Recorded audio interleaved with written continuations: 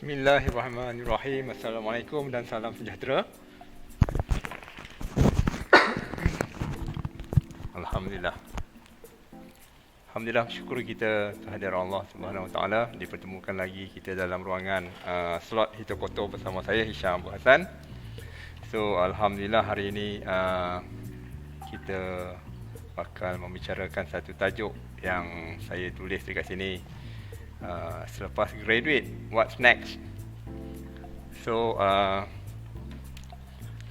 saya hari ini nak membicarakan tentang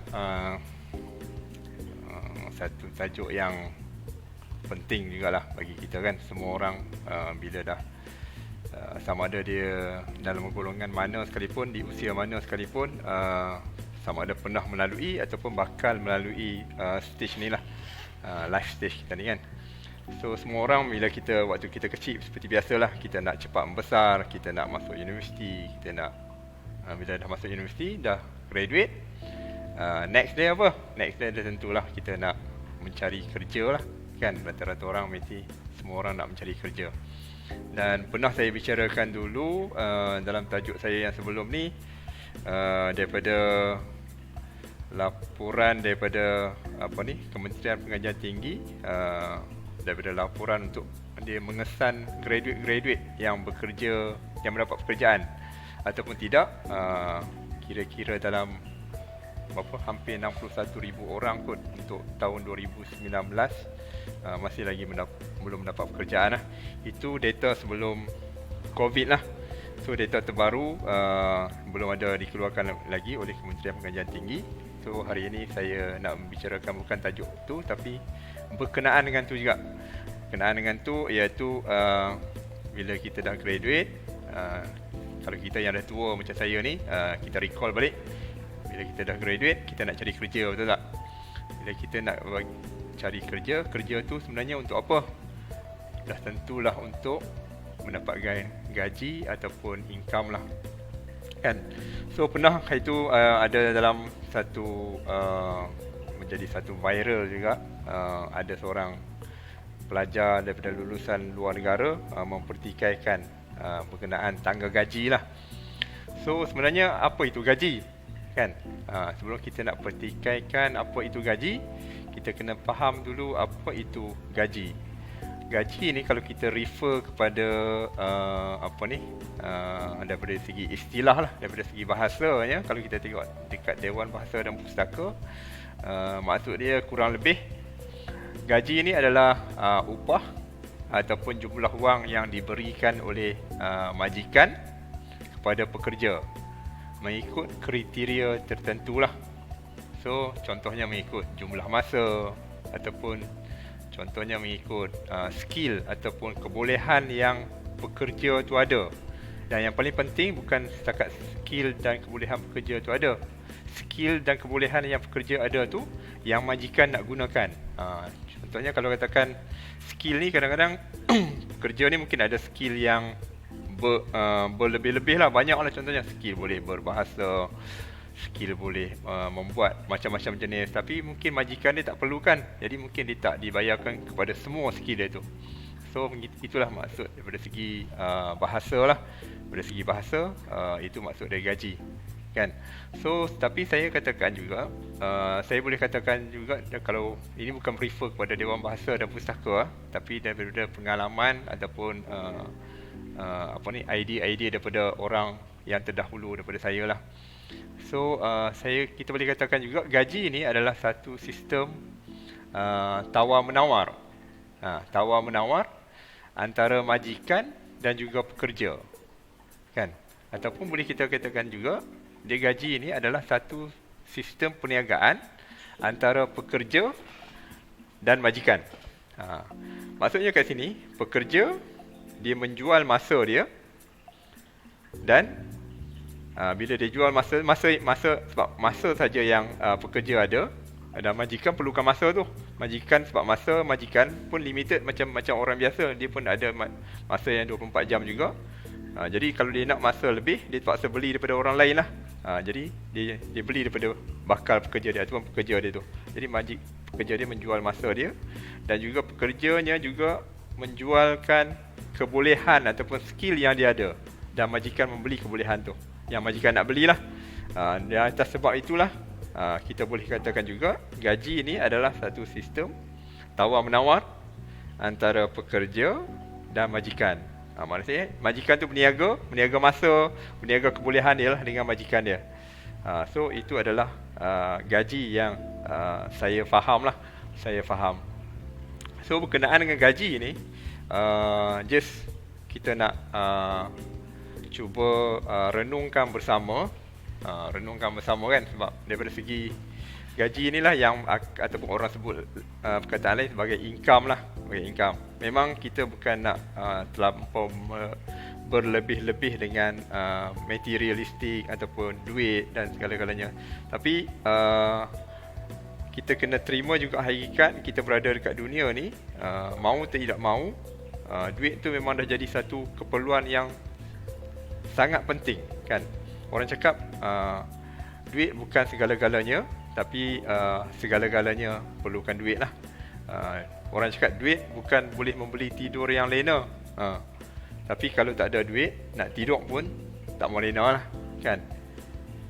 Orang cakap juga duit tidak boleh memberi kesihatan, kan. Tapi kalau nak sihat, kita perlukan duit kan. Kita perlukan duit. Duit bukan boleh memberi perut jadi kita merasa kenyang lah.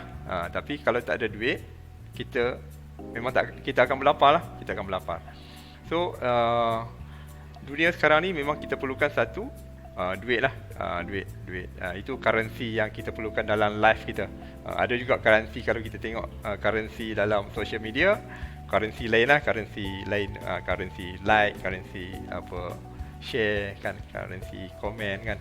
Itu currency lain. Cuma currency yang saya cakap ni, currency adalah currency RM1 lah. RM1. Dekat kita kat Malaysia ni, currency kita adalah ringgit Malaysia kan. So saya just nak kita sama-sama tengok, kita sama-sama renungkan kan. Renungkan. Saya nak ajak kita tengok dekat sini apa tu? Pernah tak kalau katakan kita mengira kita punya pendapatan ataupun nilai kita lah untuk 1 jam ke kan, ataupun macam manalah. Tapi pernah tak kita kira nilai kita lah, sebab kita finally kita jual masa kita. Kebanyakan orang menjual masa dia, bukan kebanyakan orang menjual masa dia. So mungkin satu hari kita kena kira benda ni. So sebelum kita nak kira tu, saya just nak tunjukkan beberapa fakta yang kita boleh renungkan bersama. Fakta ni berkenaan dengan inilah, saya ambil daripada satu website ni. Dia okey, ini saya just nak bawa kita berfikir tentang gaji lah, kita berada, kalau mana-mana yang berada dekat KL, kita boleh refer dekat yang bahagian tengah tu lah. Yang bahagian tengah tu dia tulis KL dan Selangor, ataupun Utara Semenanjung, ataupun Selatan Semenanjung kan. Ini adalah rata-rata gaji minimum untuk fresh graduate kan. Daripada audit, ni ada juga yang dia tak masukkan ni, saya tak pasti kenapa. Tapi yang lain tu ada data-data dia macam, ini mungkin dibuat oleh orang ejen hartanah lah kot. Sebab tu dia ada remark dekat sini. So ini adalah, tapi data-data ni yang menariknya, dia memang bukan data-data yang dia petik saja daripada shilling rumah dia. Data ni dia petik daripada laporan gaji Job Street ni. Laporan gaji Job Street ni kita refer dekat website ni lah, daripada report yang dikeluarkan oleh Job Street. So daripada report ni lah, bila kita tengok ni memang ada senarai-senarai gaji lah. Tapi ini untuk manager level kan.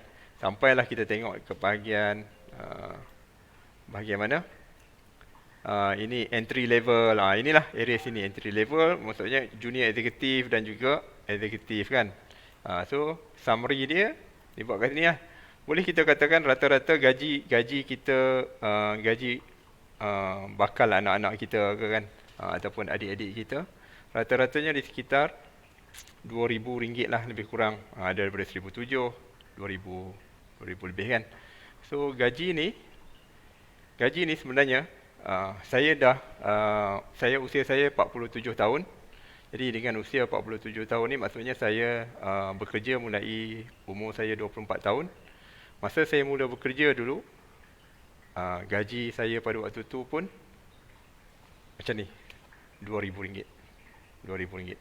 Maksudnya daripada tahun 98 saya mula bekerja dulu sampai sekarang gaji kita tak pernah berubah lah, tak pernah berubah. Sebab apa jadi macam tu? Sebab dia berbalik kepada definisi gaji yang saya sebutkan tadi juga. Sebab definisi gaji tadi adalah sistem perniagaan ataupun sistem tawar-menawar antara majikan dan juga pekerja. Kan? Bila ada sistem tawar-menawar macam itu, disebabkan oleh, mungkin bila kita faham tawar-menawar ni, maksudnya dia mesti ada demand dan supply lah. Demand dan supply, kan berniaga kan. Jadi kalau demandnya tak ada, walaupun kita ada supply banyak, jadi nilai akan jadi rendah lah juga, kan. Sebab tu mungkin saya rasakan juga gaji kita tak pernah diubah ataupun sukar nak berubah, unless kita ada speciality something untuk kita dapatkan. Dan speciality itu, keistimewaan yang kita ada tu memang diperlukan oleh majikan. Waktu tu mungkin kita boleh demand lain, kan. So ini adalah tangga-tangga gaji kita. Sebab apa saya nak bawa tajuk gaji hari ini? Sebab dengan gaji yang macam ni, kalau berada di KL, sangat sukar lah. Jujurnya memang sangat sukar. Bukan katakan kita terlampau nak bermewah-mewah, tapi dengan pernah dibuat, kita pernah membaca kadang-kadang yang di post-post dalam WhatsApp dengan gaji 3,000 masuk hari ini pun, bila balik sampai rumah dah tinggal RM300 kan, sebab dah tolak semua, lain kali tinggal RM300. So gaji ni salah satu yang patut kita ubah ataupun kita kena cari alternatif lain. Sebab rata-rata orang memang dia mengimpikan. Kan bila kita tengok macam ni kan, kita tengok lagi satu website, yang ni website dia mendefinisikan apa tu B40, apa itu M40 dan juga T20 lah. Ini dia buat ni berdasarkan dekat secara average lah, mungkin bukan dekat KL ni. Kalau KL perlukan 16, sebab yang ni T20 dia 10,000 saja. Kan kalau dekat KL ni T20 hampir 16,000 saya pernah baca dulu. So ini adalah secara average Malaysia. Malaysia dia definisikan B40 adalah orang 4,800 ke bawah. So maksudnya kalau dengan gaji yang kita masuk dengan gaji 2,000 tadi, kita berada dekat sini lah. Kita berada dekat sini. Dan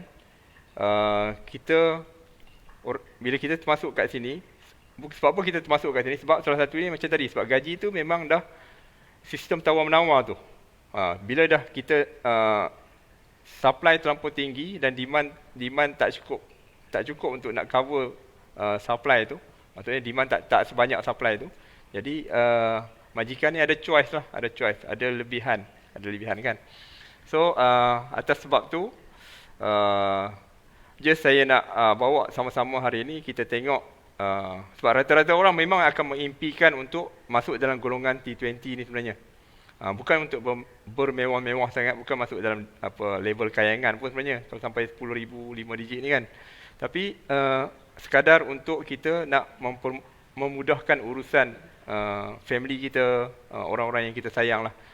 So kita memang saya memang berkeyakinan penuh semua orang mengimpikan untuk mendapatkan 5 digit punya income ni lah. Cuma untuk mendapatkan 5 digit punya income ni, kalau kita bermula dengan gaji, saya cuba plotkan dalam bentuk macam ni. Boleh nampak saya punya Excel sheet ni. Excel sheet saya ni, contohnya lah pada tahun 2021 dia bermula dengan gaji RM2,000 kan. Bila dia mula dengan gaji RM2,000, katakanlah increment every year dia, katakanlah ambil lah 0.5% lah, 5%. Maksudnya selepas 10 tahun dia bekerja pun, kalau dia stay pada company yang sama kan, Selepas 10 tahun, gaji dia kalau dengan 5% tu tanpa kenaikan pangkat, kita baca tak ada kenaikan pangkat lagi. Tak ada kenaikan pangkat lagi. Alamak, mana? Dia hilang pula. Okey. Tak ada kenaikan pangkat lagi. So, inilah dia akan jadi macam ni. Daripada RM2,000 dengan 5% increment setiap tahun. Selepas 10 tahun, gaji tu akan jadi macam ni. Gaji tu akan jadi macam ni lah. Selepas 20 tahun, tanpa kenaikan pangkat apa semua, memang dia, dan mungkin shilling dia tak ada. Shilling dia mungkin dalam tu. Selepas 20 tahun, jadi macam ni. Selepas 30 tahun, sampai 2050, mesti tak boleh lepas 5 digit punya income tu. Tapi katakanlah, kita buat secara logik lah. Saya ambil contoh saya dululah. Saya yang dulu. Masa mula saya masuk gaji 2,000. Increment pada waktu tu yang pertama tu adalah 0.04% saja sebenarnya. Sebab saya dapat RM80. 0.04. Tak boleh pula. Sekejap. 0.04. Okey. Ini.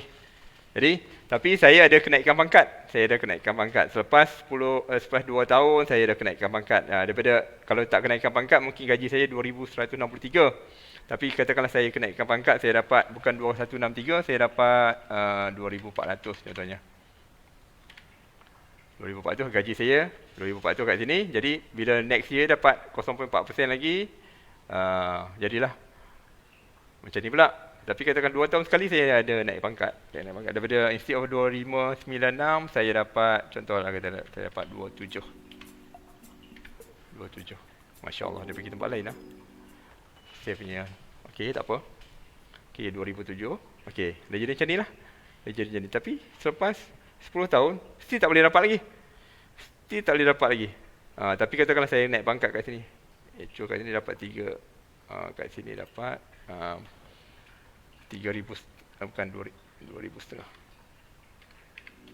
Contohlah. Okey. 3,500 kan. So ini adalah daripada 2,000 dalam masa 10 tahun, dia akan jadi RM4,000. Dengan ada, mungkin kita bukan ikut formula biasa, increment 4% saja setiap tahun, tapi kita ada, mungkin ada kenaikan pangkat, kat sini ada kenaikan pangkat sekali, kan?